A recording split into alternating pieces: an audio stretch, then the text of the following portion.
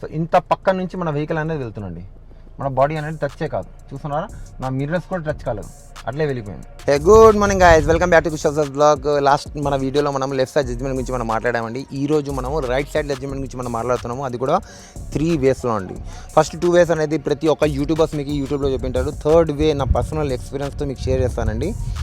So వీడియోని late చేయకుండా start చేద్దాం. దానికన్నా ముందు మనము కింద సబ్స్క్రైబ్ బటన్ మనం క్లిక్ చేయండి, ప్లస్ దాని పక్కన మన బెల్ ఐకాన్ ఉంటుంది కదా, అది ఖచ్చితంగా క్లిక్ చేసుకోండి ఇట్లాంటి వీడియోస్ మరింత మీకు కావాలంటే. సో లేట్ చేయకుండా మన వీడియోని మనం స్టార్ట్ చేద్దాం. సో ఫ్రెండ్స్, ఫస్ట్ మన టైర్ ఉంది కదా, ఈ టైర్ని మనం అలైన్ చేసుకోండి. ఫస్ట్ టైర్ అలైన్ చేసుకోవడం కోసం మార్క్ కావాలి కదా, మనతో మార్క్ లేదు ఇప్పుడు. సో మనం దీన్ని ఈ గడ్డి చూస్తున్నారు కదా, ఈ గడ్డిని మనం మార్క్ చేసుకున్నామండి.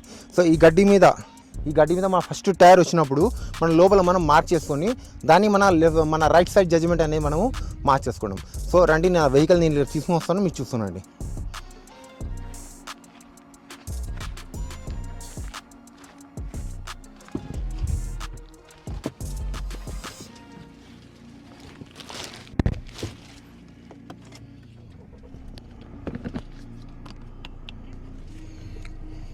చూడండి ఫ్రెండ్స్, మెల్లమెల్లగా నేను నా గడ్డి మీద నా మార్క్ అనేది తీసుకువెళ్తున్నాను, టైర్ అనేది తీసుకుపోతున్నాను అండి.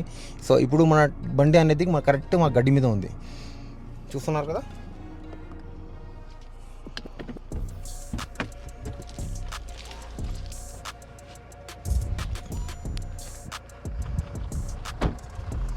చూడండి, కరెక్ట్ రైట్ సైడ్ టైర్ అనేది కరెక్ట్ దీని గడ్డి మీద వచ్చేసింది. సో ఇక్కడ మనము లోపల మనం మార్క్ చేసుకున్నాము, ఆ పాయింట్ అనేది ఎట్లా ఉంటుందో చూద్దాం రండి. చూడండి, ఈ స్ట్రైడ్ వస్తుంది. ఈ స్ట్రైడ్ వచ్చినప్పుడు మన వెహికల్ అనేది టైర్ అక్కడ ఉన్నట్లు మనకు అర్థం, ఓకేనా. ఆ మార్క్ని మనం బేస్ చేసుకుని మనము వెహికల్ని మనము ట్రై చేస్తామండి. అది మన ఫస్ట్ పాయింట్ అండి. కరెక్ట్ ఇక్కడ మనం మార్క్ వేసుకొని మనము మన వెహికల్ టైర్ అక్కడ ఉంది అని మనం అజ్యూమ్ చేసుకొని ఆ విధంగా మనం డ్రైవ్ చేసుకొని పోవడం, అది మనకి ఫస్ట్ పాయింట్ అండి, ఓకేనా. సెకండ్ వచ్చే స్టీరింగ్ ఉంది కదా, ఈ స్టీరింగ్కి స్ట్రైట్ బేస్ చేసుకుని కూడా మనము ఆ లైన్ అనేది మనం అక్యురేట్ చేసుకోవచ్చు అండి. చూస్తున్నా, ఈ స్టీరింగ్ అనేది ఈ స్టీరింగ్ ఎడ్జ్కి వచ్చేసి మన టైర్ ఉన్నట్లు. సో ఎప్పుడో మనం డ్రైవ్ చేస్తాం కదా, డ్రైవ్ చేసినప్పుడు ఈ స్టీరింగ్కి యువతల పక్క వస్తే మన పక్కన మిర్రర్ అనేది టచ్ అయిపోతుంది, బాడీ అనేది టచ్ అయిపోతుంది. సో స్టీరింగ్కి ఈ పక్క ఉన్నంత వరకు మన బాడీ అనేది తగలదండి. సో ఇది కూడా సెకండ్ మెథడ్ అండి. ఈ 2 మెథడ్లు ప్రతి ఒక్క యూట్యూబర్స్ మీకు చెప్పింటారు, కానీ దీనివల్ల మనకి ట్రాఫిక్లో మనం డ్రైవ్ చేయలేమండి. ఎందుకంటే ట్రాఫిక్లో మనం సెంటర్ లైన్ అన్నా లాంటి స్టీరింగ్ స్ట్రైట్ అయినా మనం చూసుకుంటూ పోతామా, చూడలేమండి. సో అప్పుడు ఏం చేయాలి మనం, థర్డ్ పాయింట్ కోసం మీకు ప్రాక్టికల్ నేను చూపిస్తానండి. సో ముందర వెళ్దాం, ఏదైనా వెహికల్ కనిపించినప్పుడు మనకు రైట్ సైడ్ జడ్జిమెంట్ మనం ఏ విధంగా తీసుకోవాలో అది చూపిస్తాం. సో ముందు మనం వెళ్దామండి.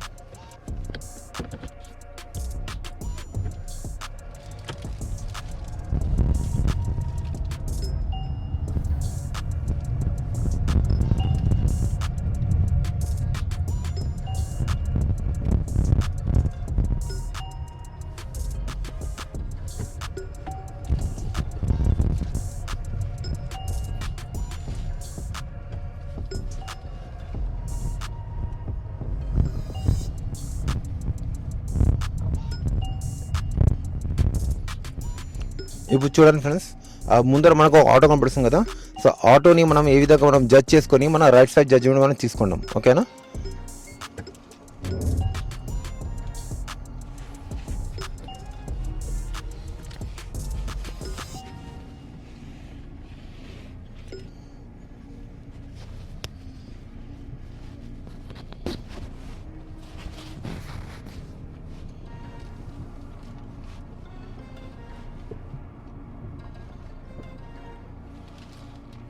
థర్డ్ నా పర్సనల్ నేను ఏదైతే వాడతానో విత్ ఎక్స్పీరియన్స్, ఈ ఏ పిల్లర్ దగ్గర మన టైర్ ఉందని మనం అర్థం చేసుకోండి.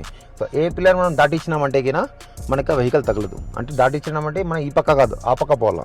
నా పాయింట్ ఆఫ్ వ్యూ చూడండి, ఈ ఏ పిల్లర్ ఉంది కదా, ఇప్పుడు నాకు కరెక్ట్ స్టీరింగ్ స్ట్రైట్గా వచ్చేసి నాకు ఆటో అని అవుతుందండి. సో స్టీరింగ్ స్ట్రైట్ ఉన్నప్పుడు మన బండి ఖచ్చితంగా తగులుతుంది. చూడండి, కొద్దిగా ముందర వెళ్తాను చూడండి, ముందర పోతే మీకు అర్థమవుతుంది. స్టీరింగ్ స్ట్రైట్ ఉంది కదా, స్టీరింగ్ స్ట్రైట్ పోయినప్పుడు చూడండి వెహికల్ అనేది పక్కా తగులుతుంది, చూస్తున్నారా, తగులుతూ ఉంది. సో ఈ వెహికల్ స్ట్రైట్ ఉండకూడదు. ప్లస్ మనకి ఇది కూడా మనం పాయింట్ చేసుకుని మనం నడుపుకోవచ్చు, కానీ ఈ పాయింట్ మనం నడపాలంటే మనము ఇట్లా ఓపెన్ ప్లేస్లో అయితే మనం నడపలేమండి, కానీ ట్రాఫిక్లో అది చేయలేం, ఓకేనా. ప్లస్ ఆ మార్క్ ఇక్కడ మార్క్ వేసుకొని మనం చూసుకున్నా కూడా అది ట్రాఫిక్లో మనం చేయలేం. కానీ ఏ పిల్లర్ని మనం బేస్ చేసుకుని మనం ట్రాఫిక్లో ఆరామ్గా డ్రైవ్ చేసుకోవచ్చు. ఎలా అంటే ఈ ఏ పిల్లర్ మళ్ళీ తవంతం లేదా చూసుకుంటే సరిపోతుంది. ఇప్పుడు మనం కొద్దిగా రివర్స్ గేర్ తీసుకున్నాం, వెహికల్ కొద్దిగా రివర్స్ గేర్ తీసుకున్నాము, చూద్దాం. రివర్స్ గేర్ తీసుకున్నాం కదా, ఇప్పుడు మన ఏ పిల్లర్ని దాటిస్తామండి. ఇప్పుడు చూడండి నా ఏ పిల్లర్ దాటిస్తున్నాను, చూడండి మెల్లమెల్లగా నా ఏ పిల్లర్ దాటిస్తున్నాను.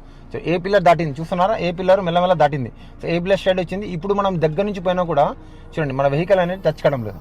చూస్తున్నారా, చూడండి చాలా పక్క నుంచి పోతున్నాం కానీ మన వెహికల్ అనేది టచ్ కావడం లేదు. చూస్తున్నారు కదా ఈ విధంగా.